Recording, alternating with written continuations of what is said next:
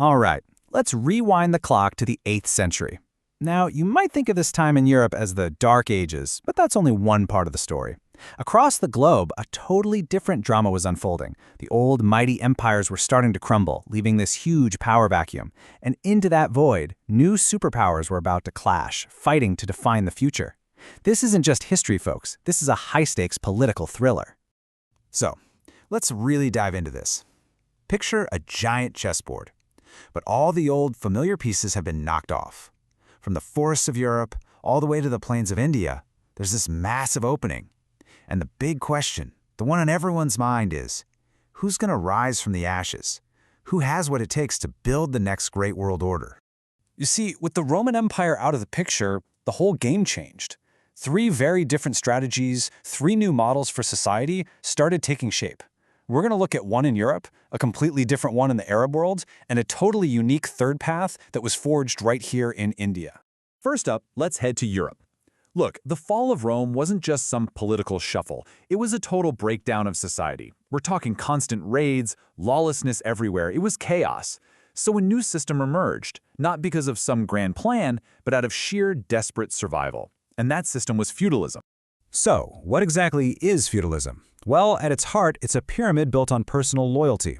There was no big central army to call for help, so people had to turn to local strongmen. And since land was the only real wealth, it became the ultimate bargaining chip. It was a simple, brutal trade. You work my land, and my knights will keep you safe. Your labor from my protection. And this whole system really stood on 2 main pillars. First, you had serfdom. This meant peasants were legally stuck to the land. Now, they weren't exactly slaves, but they definitely weren't free either. And second was the manor, the lord's estate, which was basically its own self-sufficient little world. This meant that real power wasn't in some far-off capital. No, it was in hundreds of local castles, each with its own armored knights who were loyal only to their local lord.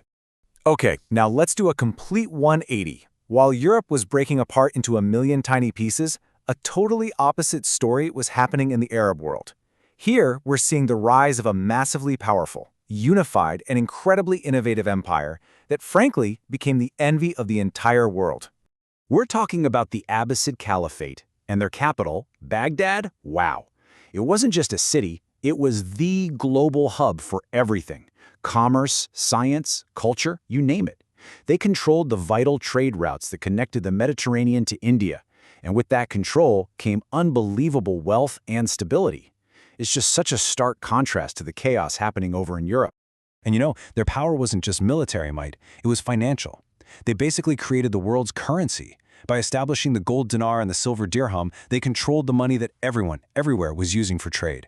Their coins were a symbol of the stability and prosperity that their empire offered. And for all you prelims aspirants, pay close attention here. Let's break down this financial toolkit. The dinar, that was your gold standard for the big international deals. The dirham was silver, used for everyday shopping. But then, and this is the real game changer, they had the hundi. Think of it like a medieval check or letter of credit.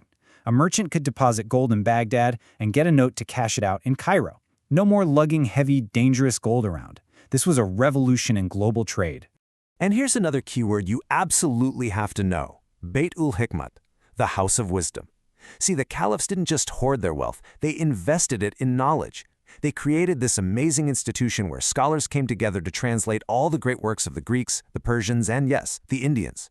They effectively became the librarians of civilization, preserving and advancing human knowledge while much of Europe was in a slump. So we've seen fragmentation in Europe and massive centralization in the Arab world. Where does that leave India? Well, India carved out its own unique third path. It was a decentralized system for sure, but it was fundamentally different from the feudalism we saw in Europe.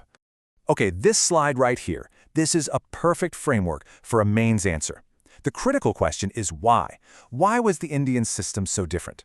Well, those 2 pillars of European feudalism we talked about, serfdom and the manor system, they just didn't exist in India. And the reason is simple. India had tons of fertile, cultivable land and a very strong tradition of village communities having their own rights. So the peasantry was largely free. They had customary rights to the land. You just couldn't tie them down to a lord's estate. And instead of vassals, India had the samantas. Now, let's talk about this term, samanta. This is an absolutely vital concept. A samanta was not like a European vassal who was bound by some rigid personal oath. The meaning of the word actually evolved over time. At first, it just meant a neighboring king who was defeated in battle but was allowed to keep his land in exchange for paying tribute. But later, the term was used for all sorts of powerful chiefs and intermediaries. The relationship with the main king was always fluid. It was a constant negotiation of power and freedom. So you've got this unique political landscape, a complex web of powerful samantas and ambitious kings. And this is what sets the stage for one of the most epic, long-running power struggles in all of Indian history. For almost 200 years, 3 massive empires would go to war for control of North India. So, the chessboard was set, and there were 3 major players. Coming from the east, you had the Palas.